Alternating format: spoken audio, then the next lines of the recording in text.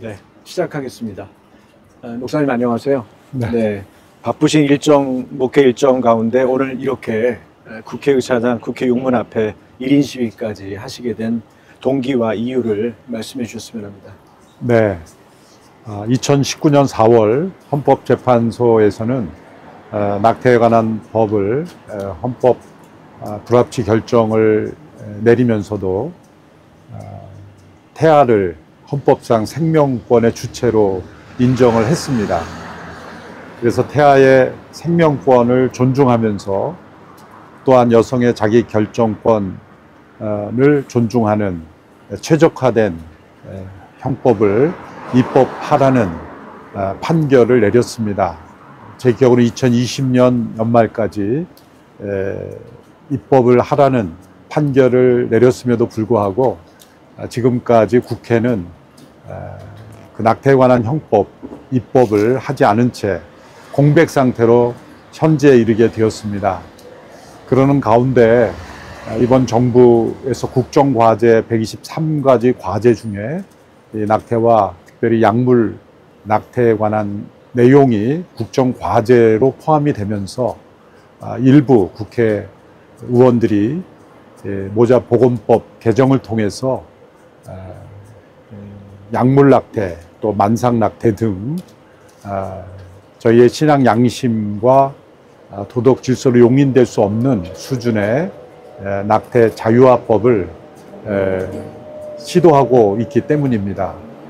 이러한 법 질서를 무너뜨리는 그러한 입법 활동은 국민의 한 사람으로서 또 교회 목회자로서 신앙인으로서 도저히 받아들일 수 없는 일들이기 때문에 이 국회 앞에 나와서 이렇게 목소리를 내게 된 것입니다.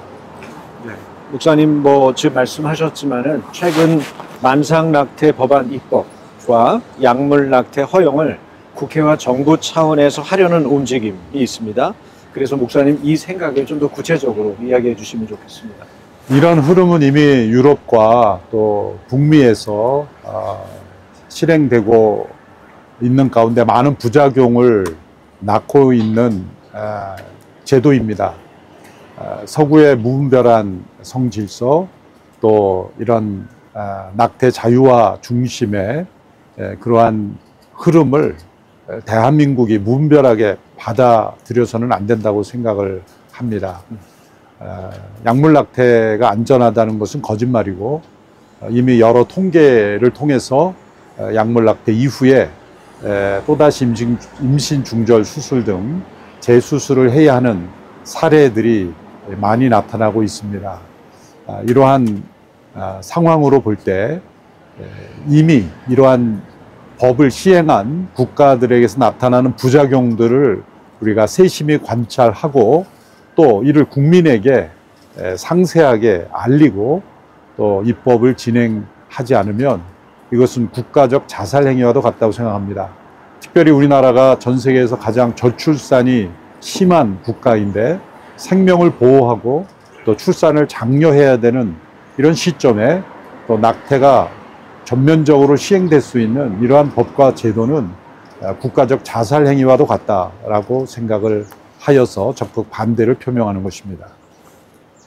지금 현재 개나 고양이 그리고 독수리나 거북이 등 동물을 해치는 행위는 3천만 원까지 벌금을 매길 수 있고 3년 이하의 징역으로 처벌하는 엄격한 법과 사회가 낙태에 대해서는 유독 여성 자기결정권으로 무장해서 오히려 한국교회를 압박하는 듯한 기세입니다. 앞으로 한국교회가 어떻게 대응해야 할까요, 목사님? 저는 이런 동물보호법 적극 찬성하고 또 반려동물을 적극 보호하기 위해서 이런 처벌 조항을 강하게 한 것 또한 적극 찬성합니다. 이러한 동물보호법이 선진사회의 모습이라고 생각을 합니다. 그렇다면 동물보다 더 귀한 생명을 우리가 지키는 일에는 더 강화된 법이 되어야 하지 않겠는가. 그것이 상식적인 것이라고 생각합니다. 우리 한국 교회는 동물보호법이나 또 생명을 존중히 여기는 이러한 반려동물을 보호하는 법에 적극 찬성합니다. 또한 인간의 생명을 보호하는 또 헌법상 생명권의 주체로 명시되어 있는 이 태아의 생명을 보호하는 법에 있어서 형법상 반려동물보다 훨씬 더 가중된 그러한 법과 제도가 마련되어야 한다고 생각을 하는 것입니다. 목사님 이렇게 시간 내주셔서 너무 감사합니다. 네, 고맙습니다. 보다 적극적으로 한국 교회가 이러한 법 질서에 대해서 목소리를 내고 특별히 낙태가 자유화되는 일에 우리가 반대하고 또 여성의 자기 결정권을 이 낙태에 이르기 전에 신중하게 선택할 수 있는 그러한 홍보가 있어야 될 것이고, 특별히 낙태가 가져다 주는 후유증, 정신적인 후유증뿐만 아니라 육체적인 후유증에 대한 면밀한 홍보가 반드시 이루어져야 된다고 생각을 합니다. 그래서 이번 정부의 모자 보건법 개정이 형법 입법 수립과 하지 않고 이런 모자 보건법만으로 이러한 시도를 하는 것은 헌법 질서를 무너뜨리는 매우 심각한 행위라고 생각을 하여 한국 교계가 적극적으로 이를 반대하는 운동이 일어났으면 좋겠습니다. 네, 목사님 감사합니다. 귀한 시간 내주셔서요. 네, 감사합니다. 네. 다른 여러분들 분들 뭐 말씀, 저 기자들이 혼자만 너무 얘기해서. 질문하시고 우리 의원님들도 말씀하실 수 있는 기회니까요. 네. 그래서 국민일보에 연락드리니까 네. 오늘 오전에 정은혜 보건복지 장관하고 만나셨다고 들었는데 어떤 내용을 하셨고 어떤 말씀을 나누셨고 어떤 식으로 좀 대처하실지 대한 이야기를 얻어드리고 이거는 저기 재한규 교수님이 말씀하시는 게 좋을 것 같은데 이쪽으로 오셔서 이쪽으로 예. 오늘 아침에 정은경 보건복지부 장관을 만나서 개신교 지도자들과 함께 오늘 간담회를 가졌습니다. 그래서 저희들이 우려하는 내용, 특별히 그 형법 개정 없이 모자보건법만을 개정하는 것은 우리 목사님 조금 전에 말씀하신 것처럼 법 질서를 심각하게 위배하는 거다 하는 것하고, 특별히 이제 얼마 전에 성평등가족부의 원민경 장관께서 출입기자 간담회를 통해서 그 법 개정을 하지 않고도 낙태 약물을 허용했으면 좋겠다, 그걸 또 강하게 요구하는 그런 기자회견을 가졌습니다. 사실은 아시는 것처럼 낙태 약물이 심각한 태아를 죽이고 또 산모에게 심각한 위협이 되는 건데, 그걸 법 개정하지 않고 한다는 것은 엄청난 사회적 파장이 일어날 거라고 생각합니다. 그런 부분에 대해서 저희들이 우려를 표명을 했고요. 또 그 부분에 대해서 우리 정은경 장관께서는 저희들이 지난번까지 진행되었던 법 내용에 대해서 잘 개정 과정에 대해서 잘 이해하고 있었고, 또 이번에 국회에서 법 논의가 진행될 때 그 부분을 잘 전달하겠다라는 의견을 말씀하셨습니다. 특별히 약물 낙태에 관한 부분에 있어서는 아까 저희들 우려한 것처럼 법 개정 없이 하는 것에 대해서는 많은 부분을 공감했다, 그렇게 좀 생각을 하고요. 근데 정은경 장관께서 약물 낙태 약물 도입에 있어서 좀 적극 신중을 기하겠다, 그런 말씀들을 하셨습니다. 저 기독일보 노영구 기자입니다. 아까 방금 못 들어가지고 다시 한번 말씀해 주셨어요. 어떤 심도 있게 뭐 어떻게? 예, 검토하시겠다, 그렇게. 예.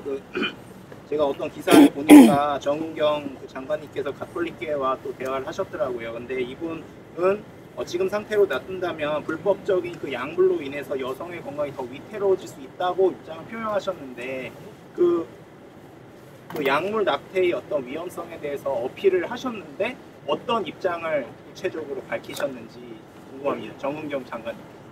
예, 2018년하고 2021년에 보건사회연구원에서 그 낙태에 대해서 실제적인 실태 조사를 했습니다. 그때 했을 때 낙태를 한 사람의 약 한 9% 정도가 수술이 아닌 약물 낙태를 했고요. 약물 낙태를 한 사람의 약 한 70%가 약물에 의해서 낙태가 종결되지 않고 추가적으로 수술을 했어야 하는 내용이 2018년과 2021년에 공이 똑같은 비율로 그렇게 조사가 되었습니다. 지금 현재로 약물 낙태가 제약회사들이 주장하는 것처럼 쉽고 간단하고 뭐 안전하다라고 주장하는 건데 그건 매우 좀 왜곡된 주장이다 생각하고요. 그런 내용들에 대해서 오늘 아침에 정은경 장관께 잘 설명을 드렸고 또 그 이야기에 대해서 이미 알고 계셨습니다. 그 잘 알고 있다고 그렇게 이야기를 하셔서 약물 낙태가 그냥 단순하고 같고 이런 게 아니다라는 것을 잘 이해하셨고 또 그런 부분에 대해서 잘 검토하겠다 그런 이야기를 하셨습니다. 여기 국회의원분도 오신 걸로 알고 있는데 시민화를 더한 심의가 있다고 들었어요. 그 부분에 대해서 어떻게 좀 반대의 입장을 대응할 예정이신지 계획을 방금 아까 우리 이재훈 목사님 말씀하신 것처럼 헌법 불합치 결정의 취지가 여성의 자기 결정권과 태아의 생명권을 조화롭게 보호하라는 것입니다. 그런데 저는 한 인간으로서 드는 의문이 어떤 배속의 태아인가에 따라서 너무나 극명한 차이가 있다. 어떤 태아는 임신 자체로 축복받고 보호받는데 어떤 태아는 그냥 침해해도 괜찮은 사회가 과연 옳은 사회일까? 한 인간으로서 근본적인 의문을 갖게 되고 물음을 던집니다. 그래서 저는 이 태아도 하나의 존중받아야 할 생명권이라는 그 인식에서 출발해야 된다고 생각합니다. 그리고 약물 임신 중지를 허용하는 쪽의 입장을 보면은 어떤 의원은 제가 여기 1308 배지를 달고 있는데 위기 임신한 여성이 아기를 낳아서 유기할까봐 아기 유기를 조장한다면서 위기 임신 보호 출산법을 반대했습니다. 근데 저는 다시 되묻게 되죠. 그러면 낳아서 유기가 아니라 국가의 보호 체계 안으로 들어와서 생명권이 존중받는 것, 그것은 반대를 하면서 배속에서부터 아예 생명권을 침해해버리는 것은 어떻게 허용할 수 있는지 상당한 의문이다는 말씀을 드리고, 저는 우리 사회가 이런 부분에 있어서 정말 열린 상태에서 토론을 해서 그것이 국민들의 합의를 이끌어야 된다고 생각합니다. 덮어두고 옳다 그르다의 문제가 아니라, 그러니까 이 말씀하신 거 여기에도 동물에 대한 비유도 나오는데 모든 생명은 존중받아야 되는데 그 생명이 엄마가 누군가에 따라서 차별이 생기면 안 된다는 겁니다. 그리고 그것은 결국 그 엄마 역시도 저는 존중받지 못한다고 생각을 합니다.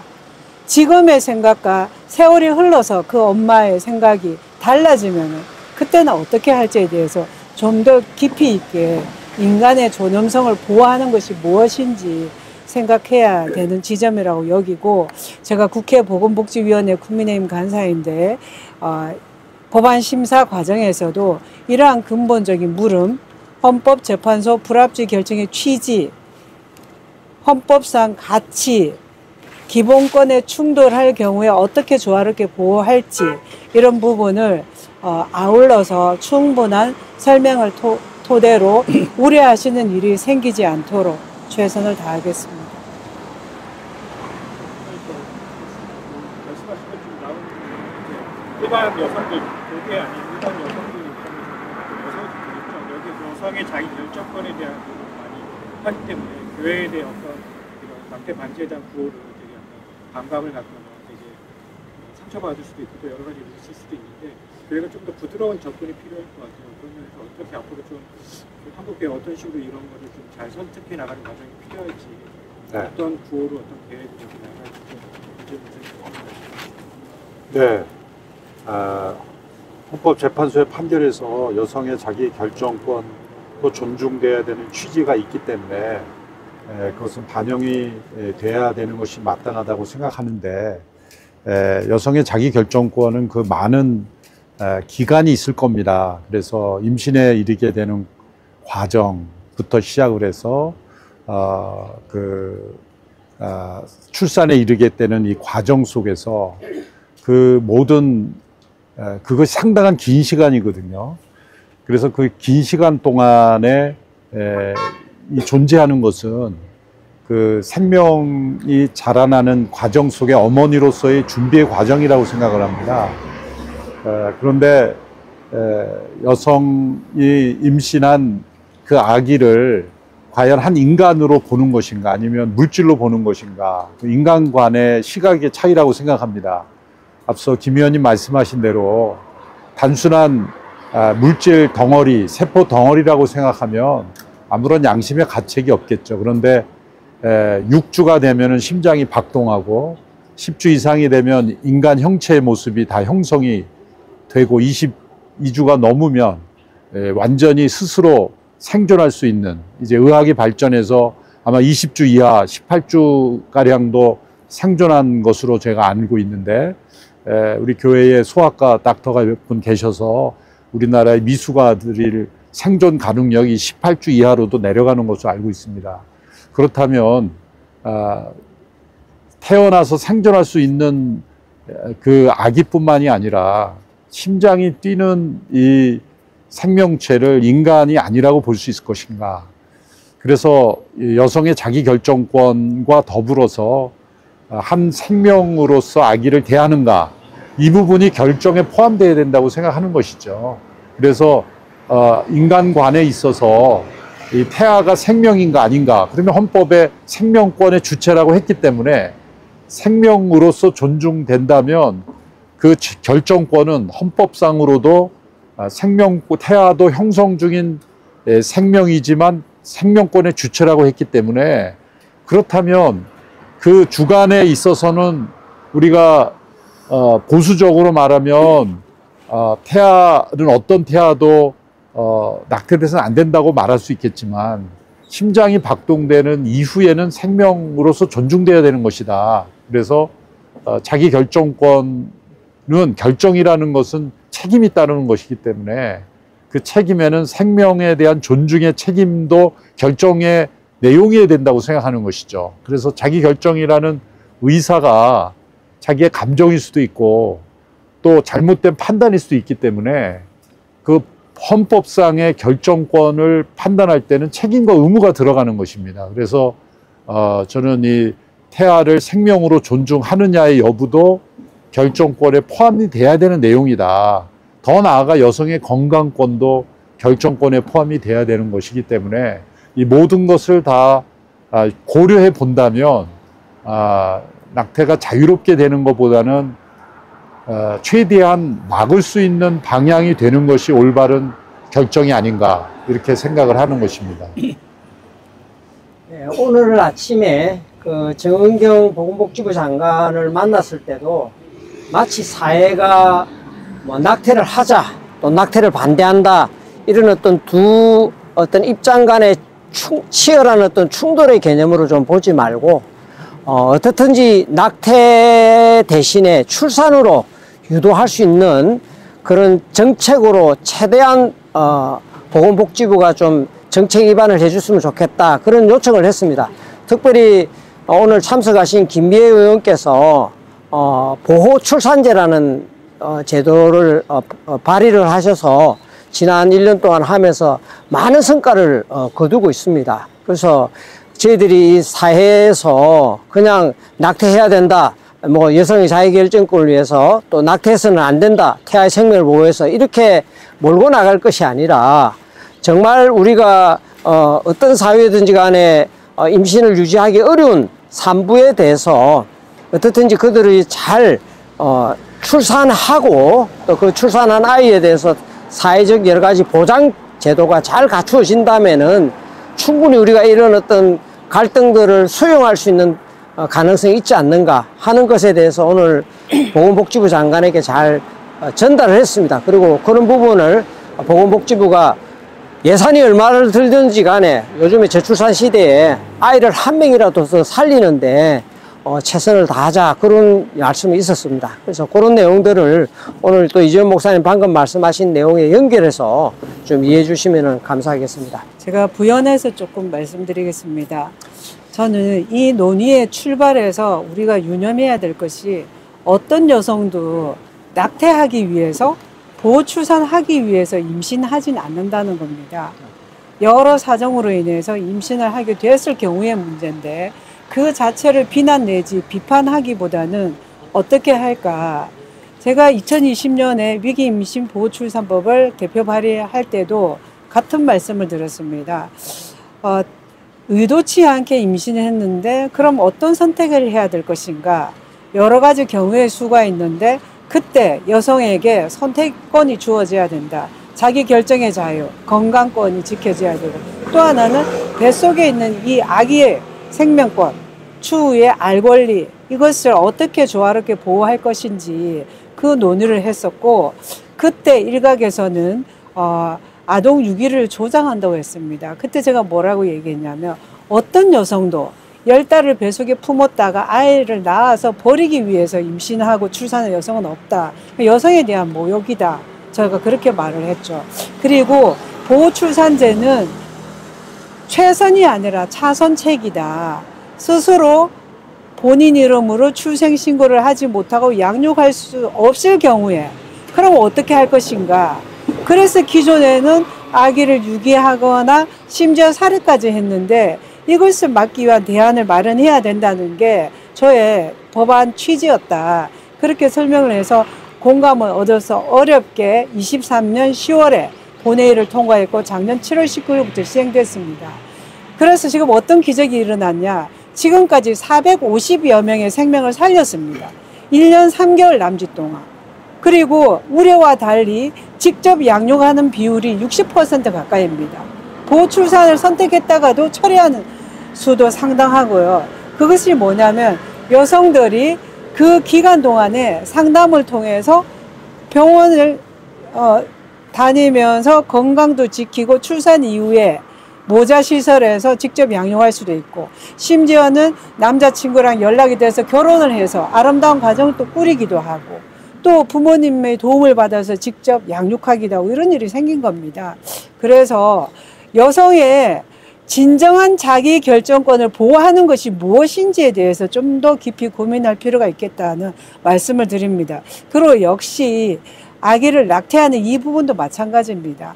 어떤 여성도 낙태하기 위해서 임신하진 않겠죠.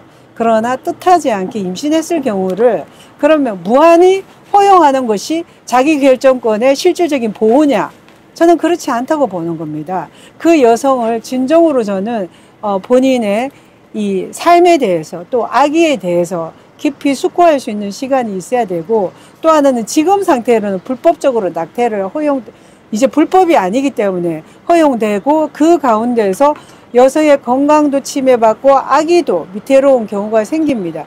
그래서 저는 입법은 반드시 필요하다고 보는데 그럼 어느 정도가 충돌하는 기본권을 조화롭게 보호하고 여성의 자기 결정을 지킬 것인지에 대해서는 충분한 저는 논의가 필요하고 사회적 합의가 필요하다는 생각입니다. 이 논의에서는 여성의 의견이 저는 반영돼야 된다는 것이고 또 하나 놓치면 안 된다는 게 뱃속에 있는 이 아기의 의견도 반영돼야 된다는 겁니다. 아기의 뜻이 과연 무엇일까요? 이 아기도 존중받아야 될 소중한 생명이라는 겁니다. 그러면 두 개의 기본권을 어떻게 조화롭게 보호할 것인지 그것은 최고로 만족할 수 있는 것은 저는 없을 때 차선책으로 어떤 선택을 할 것인지가 우리 사회가 저는 충분한 수기를 통해서 결론을 내야 된다고 보고 이 과정에서 마구 한쪽을 저는 비판하기보다 서로 존중하면서 건전한 토론을 통해서 결론 내야 된다고 생각하고 저도 국회의원의 한 사람으로서 이 모든 과정에서 제 목소리만이 아니라 상대의 목소리를 존중하면서 지금 우리 목사님이야 생명을 존중하시는 많은 분들 이분들 역시도 여성의 건강권과 자기 결정권을 존중하는 분들이기 때문에 이 목소리를 다 담아서 우리 사회가 허용할 수 있는 그 법안을 만드는데 노력하겠다는 말씀을 드립니다. 크리스천 투데이입니다. 이재용 목사님께 두 가지 여쭤보고 싶은데 사실은 처음에 여쭤봤어야 되는 거기도 한데 수년 전에 벌써 이제 차별금지법 때문에 1인 시위가 나셔서 많은 이슈가 됐었는데 사실 여전히 대형교회 목회자로서 이렇게 1인 시위를 나선다는 건 쉬운 건 아니잖아요. 이번 이슈를 선택하신 배경이 궁금하고 이렇게까지 또 나서게 되신 심정을 좀 여쭤보겠습니다. 네, 1차적으로는 이 안건이 국정과제에 포함이 되어 있었다는 것에 대해서 좀 충격이었고, 그래서 그 당시에 차별금지법 1인 시위를 할 때 사실 법사위까지 다 통과된 상황이었기 때문에 다수당이 결의만 하면 통과될 수 있는 긴박한 상황이었습니다. 그래서 긴박성을 교계와 사회에 알리고자 1인 시위에 나섰던 것이고, 이 안건도 사실은 국민들이 알지 못하고 교계가 방관한다면 얼마든지 빠른 시간 내에 통과될 수 있는 어젠다라고 생각을 합니다. 그래서 저는 여러 정치 안건들도 있지만 이 생명이 죽어가는 일이 가장 빠른 시간 내에 사회를 급변시킬 수 있다라는 차원이죠. 생명 경시의 풍조가 사회에 편만하게 되고, 또 어떤 사회가 되어가느냐에 있어서 우리가 인식하지 못하는 채로 또 이 소리 없는 죽음들, 사회의 가장 약자 중에 약자인 태아가 조용히 죽어가는 사회는 결코 올바른 사회가 될 수 없다라는 측면에서 전체 국민들에게는 큰 이슈가 아닐지 모르지만 우리 한국 교회에 있어서는 가장 큰 이슈이다라고 생각을 해서 나서게 된 것입니다. 한 가지 여쭤보고 싶은 거는, 목사님께서는 누구보다 이제 세계 교회와 국제사회와 교류가 좀 많으신 편이시거든요. 아까도 국제사회, 세계교회 이런 생명 경시 풍조의 흐름에 대해서도 말씀해 주셨는데, 세계 교회에서 바라보는 이런 한국 교회의 이러한 움직임에 대해서 어떻게 바라보고 계신지 좀 궁금합니다. 네, 너무 좋은 질문 해주셨습니다. 사실 이러한 약물 낙태는 이미 유럽과 미국에서 시행되고 있기 때문에 일부 지지자들은 이미 검증된 것이라고 말하지만 많은 부작용들이 이미 나타나고 있고, 지난 5월에 영국 옥스퍼드에서 중요 개신교 지도자들과 소규모 컨퍼런스가 있었습니다. 그래서 특별히 영국 지도자들하고만 만난 이유는 영국 교회가 전 세계 기독교 중에 가장 심각한 몰락을 지금 경험하고 있기 때문에 한국 교회 지도자들과 함께 미팅을 해서 정기적으로 서로 협력하자는 취지였습니다. 그때 대화 중에 이런 동성애 문제, 트랜스젠더 문제, 이런 낙태 문제에 대해서 대화를 나눴는데, 영국을 비롯한 유럽은 이 부작용, 그 길로 간 것에 대한 부작용을 심각하게 느끼고 있기 때문에 다시 돌아오고 있다는 것이죠. 국민들이 이 심각성을 알고, 우리가 길을 잘못 들어섰구나 라는 걸 깨닫고 젊은이들이 교회에 다시 나오기 시작하는 비율이 늘어나고 있다는 겁니다. 아주 급격하게는 아니지만 지도자들의 말로는 이건 다시 상승 추세에 들어섰다. 그것은 앞서 몇십 년 전에 갔던 이 길이 잘못된 길이라는 그런 자성이 일어나고 있다는 겁니다. 미국에서도 이러한 자성들이 일어났기 때문에 트럼프 정부가 힘을 얻게 된 것이고, 많은 미국의 젊은이들이 보수적인 입장을 취하게 된 것은 이 성문화가 방만하게 되고 또 트랜스젠더가 급증하게 된 것은 잘못된 입법 때문이다라는 각성을 하게 된 것입니다. 그러므로 우리 대한민국은 앞서 북미와 유럽이 갔던 길을, 그 결과가 어떤 것인가를 면밀히 살펴보고 그 부작용이 어떤 것인가를 살펴보고 결정을 해야 되는데, 그 나라들도 시행하고 있다라는 단편적인 지식을 근거로 해서 가서는 안 된다고 생각을 합니다. 이미 다른 나라에서 부작용을 심각하게 경험하고 그들은 다시 돌아오고 싶어하고 돌아오고 있는데, 우리가 그 길로 가서는 안 된다고 생각을 하는 것입니다.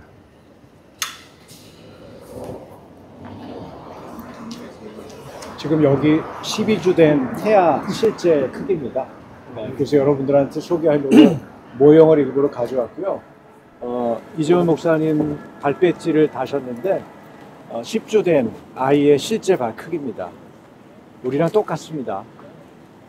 생명 살리는 게 교회 운동인데 생명을 죽이는 일에 우리가 교회가 일할 수는 없죠. 그러니까 우리 기독교 언론에 계신 분들도 힘써서 같이 살리는 일에 또 교회가 참여하는 일 확산시키는 일에 좀 도와주시면 감사하겠고, 저희가 지금 현재는 4개월 정도 1인 시위를 수요일마다 아침 8시에 여기서 하려고 합니다.